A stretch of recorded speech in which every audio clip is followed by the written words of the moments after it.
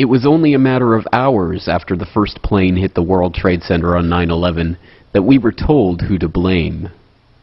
I hope we do not compound this tragedy by reaching out to make accusations before the FBI and the CIA inform us of what happened. That is exactly what happened, of course, after the Oklahoma City bombing. The highest degree of probability associated with this attack, which had remarkable coordination and logistical sophistication, would be Osama bin Laden's Al-Qaeda group. In the studio. Oh, there we go. Ken is an international terrorism expert. Ken, good morning to you. Good afternoon to you, excuse me. How are you, Matt? I'm fine, thank you. When you hear the U.S. officials saying they are already looking in the direction of Osama bin Laden, do you think they're looking in the right place? I think so. Matt, I mean, the sophistication of this attack, the fact that it was elaborately planned.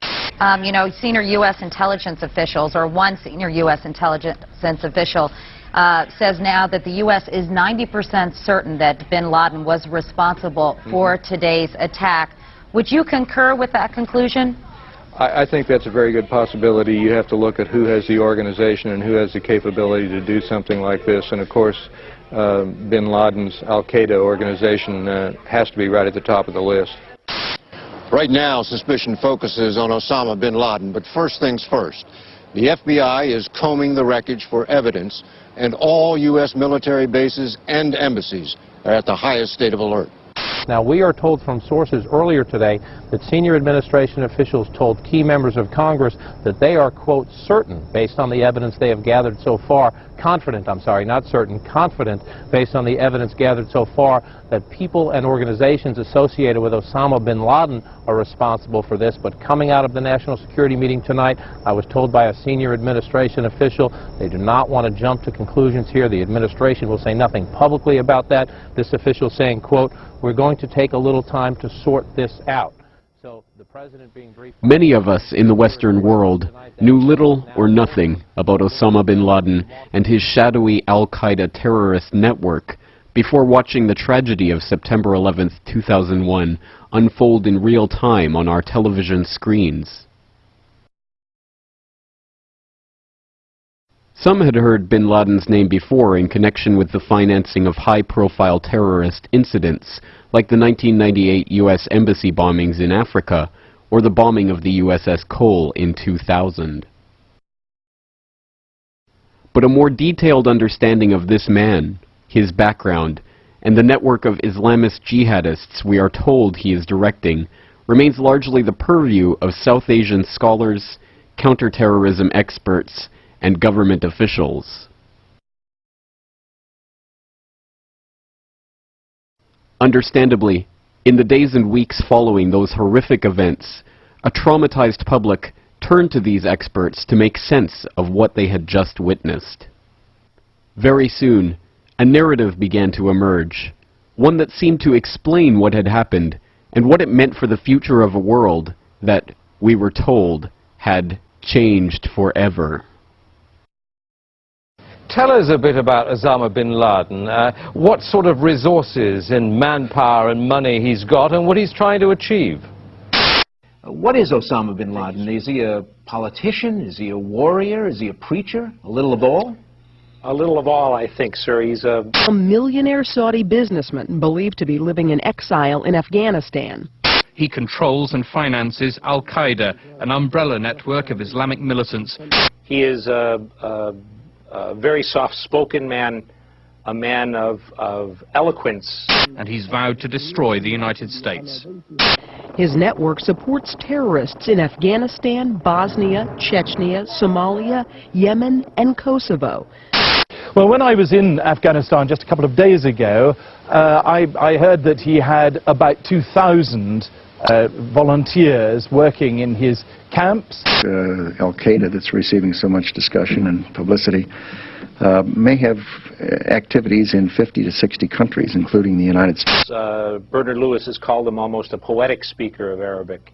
U.S. officials link bin Laden to numerous terrorist attacks, including the U.S. Embassy bombings in East Africa 3 years ago. Last year's bombing of the USS Cole in Yemen. One of the Millennium bombing plots. The last attack on the World Trade Center 8 years ago. not a flamboyant individual, an individual who defers to his elders and to religious scholars. Osama bin Laden is a name that we have been hearing all day long as an individual who may, and we emphasize may, be responsible for these terrorist acts. They now believe that bin Laden was responsible. He's probably far away in the mountains now. He's got his own communication system, which the Americans can't apparently chip into in any sense. There was constant discussion about him hiding out in caves, and I think many times the American people have a perception that it's a little hole dug out of a side of a mountain. Oh, no. This is it. This is a fortress. The tall, thin bin Laden's goal, in his own words, is to unite all Muslims and establish a government which follows Islamic law. Yes. A complex, multi-tiered, bedrooms and offices on the top, as you can see. Secret exits on the side and on the bottom. He's a very, very significant figure in Islamic politics, certainly, and in world politics.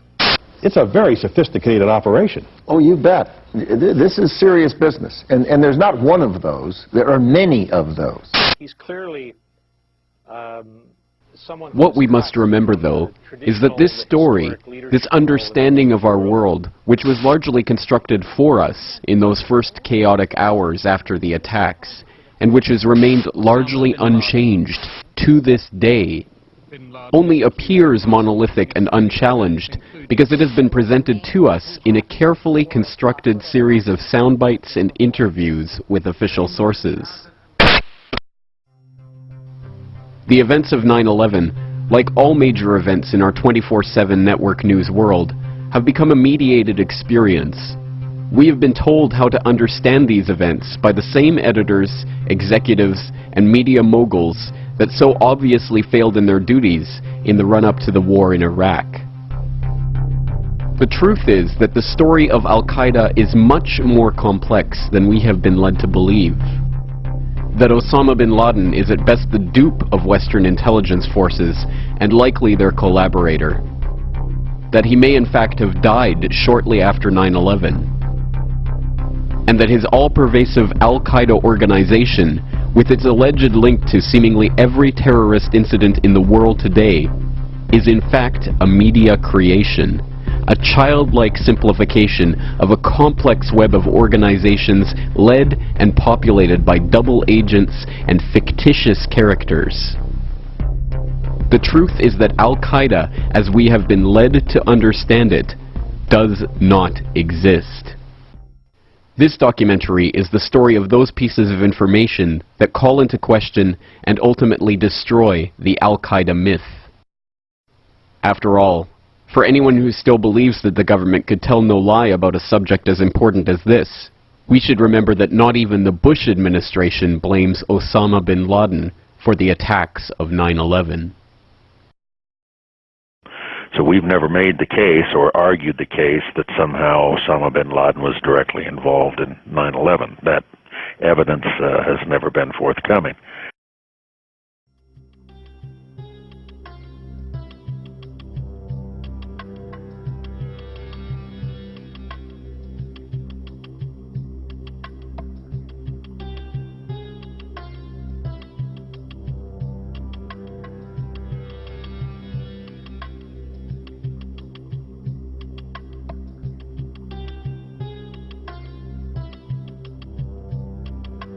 This is Zbigniew Brzezinski. He was National Security Advisor to Jimmy Carter. He is currently a top foreign policy advisor to Barack Obama. He has proven to be an outstanding friend and somebody who I've learned an immense amount from. And in 1979, he supervised a covert American intelligence operation to fund and train the Afghan Mujahideen that would form the base of Al-Qaeda. U.S. National Security Advisor Brzezinski flew to Pakistan to set about rallying resistance. He wanted to arm the Mujahideen without revealing America's role. On the Afghan border near the Khyber Pass, he urged the soldiers of God to redouble their efforts. We know of their deep belief in God, and we are confident that their struggle will succeed. That land over there is yours. You'll go back to it one day because your fight will prevail and you'll have your homes and your mosques back again because your cause is right and God is on your side.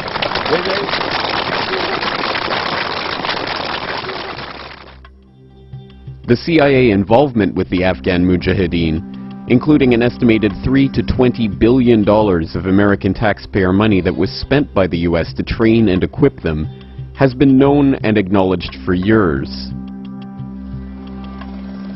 The operation was part of a Cold War gambit to bog down the Red Army in what was to become the Soviet Union's own Vietnam. An unending struggle to occupy a country against a determined and, thanks to the CIA, well-funded and trained guerrilla resistance. We must recognize the strategic importance of Afghanistan to stability and peace. A Soviet-occupied Afghanistan threatens both Iran and Pakistan and is a stepping stone to possible control over much of the world's oil supplies. The scheme, known as Operation Cyclone, was in fact an amazing success.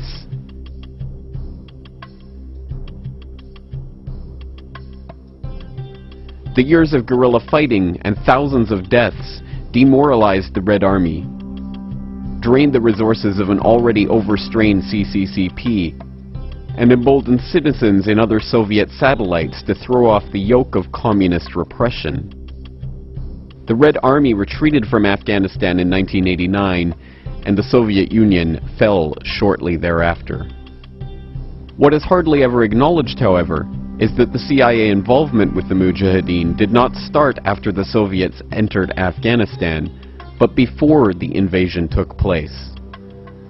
This startling admission came directly from Brzezinski himself, who stated in a 1998 interview with a French periodical, "According to the official version of history, CIA aid to the Mujahideen began during 1980, that is to say, after the Soviet Army invaded Afghanistan, 24th of December 1979.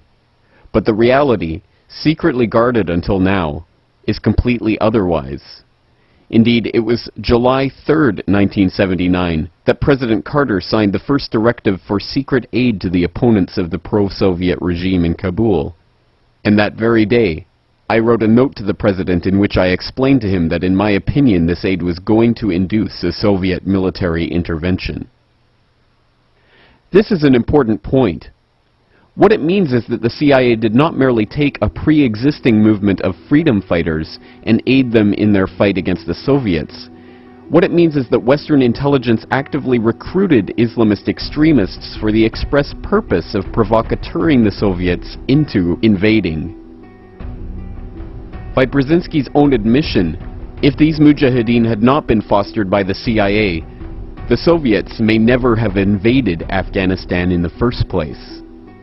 In a very real sense, then, Brzezinski and the US government fostered an extremist element of militant Islamists and helped form them into an effective fighting force. It was from the ranks of these Afghan Mujahideen that another group was to emerge, composed mostly of so-called Arab Afghans or foreign fighters who came to Afghanistan to take up the jihad against the Soviets. The expulsion of the Soviets from Afghanistan was to be just the first of their battles, and after the Red Army left, their attention was to turn elsewhere.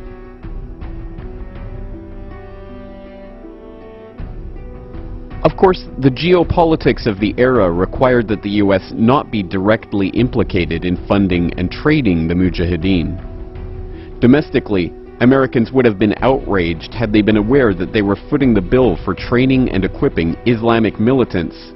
And internationally, if the Soviets knew the extent of the CIA involvement in the region, it could have brought the two superpowers to the brink of World War III.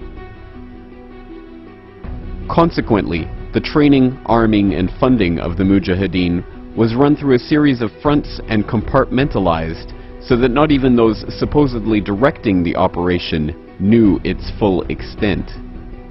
The official story is that U.S. funding, arms, and training went exclusively to the Afghanis, with the money for the foreign jihadists, or so-called Arab Afghans from which Al-Qaeda would spring, coming from the Saudis. The facts on the ground, however, tell a very different story. Within this group of Arab Afghans was an even smaller group centered around Osama bin Laden, a Saudi-born heir to the bin Laden family construction fortune. In Afghanistan in the late 1980s, his group consisted of about a dozen people. This group was known as Al-Qaeda, or so we are led to believe. Bin Laden himself claimed in his last authenticated interview in late 2001 that the name came from Abu Ubaidah al-Banashiri, one of his accomplices in establishing the training camps in Afghanistan. Strange then that 4 years later, after the 7/7 bombings in London in 2005, Robin Cook, the former leader of the House of Parliament in the UK, would write an article for the London Guardian in which he claimed Al-Qaeda, in English the base, literally referred to the database of Mujahideen who were being handled by the CIA in Afghanistan.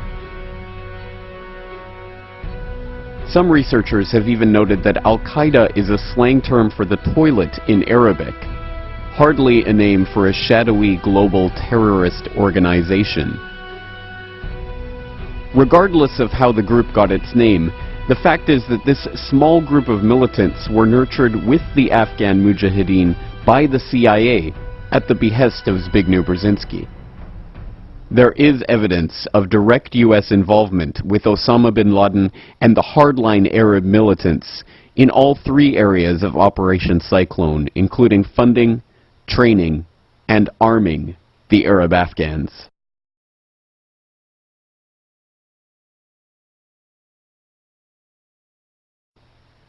The startling truth, according to the sworn testimony of Michael Springman, an official at the Jeddah consulate during this period, is that not only was the CIA providing training to bin Laden and his operatives, but that bin Laden was, in fact, a CIA asset, and the agency was rubber-stamping visas for his operatives to go to the U.S. for training.